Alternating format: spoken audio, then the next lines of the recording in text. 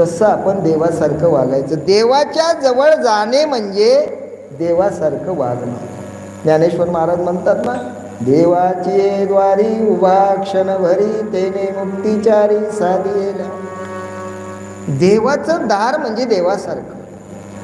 देवाचं दार म्हणजे कुठं आहे देवाचं दार?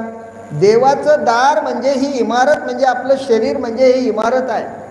आणि देवाचं दार म्हणजे आपल्या घराचा दरवाजा म्हणजे आपलं तोंड आहे. या तोंडानं काय करायचं?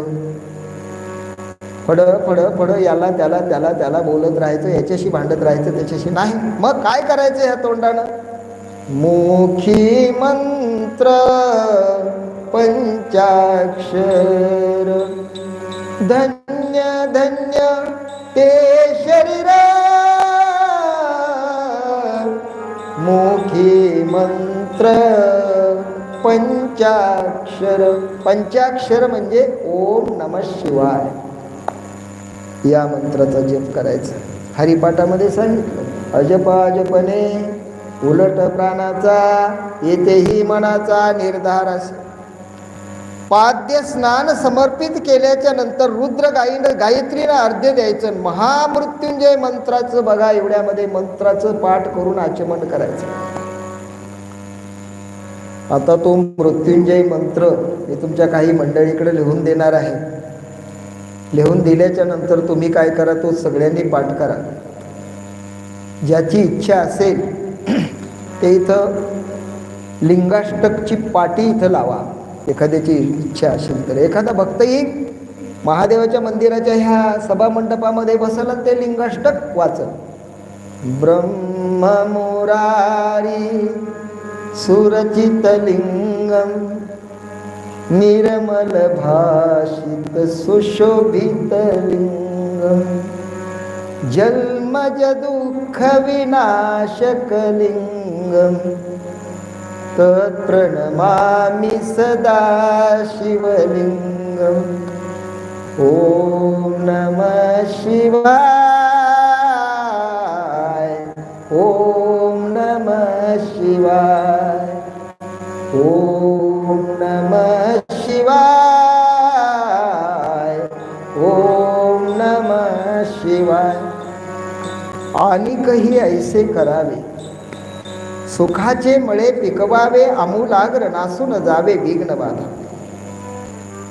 अशा प्रकारचं बघा तुम्हाला सांगतो, पंचामृतानं महादेवाला स्नान घालावं. दूध, दही, साजूक तूप, साखर अशा प्रकारचं बघा सुंदर प्रकारचं पंचामृतानं महादेवाला स्नान घालावं. त्यानंतर बघा करगोटा अर्पण करावं. उतरणीय वस्त्र यज्ञोपवीत अर्पण करावं. रोज बघा एवढ्यामध्ये पूजा करावी. पूजा करावी निर्मळ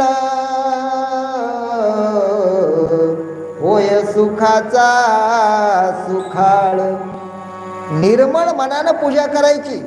महादेवाला स्वच्छता आवडते म्हणून एवढ्यामध्ये गंध, पांढरा गंध महादेवाला आवडतो.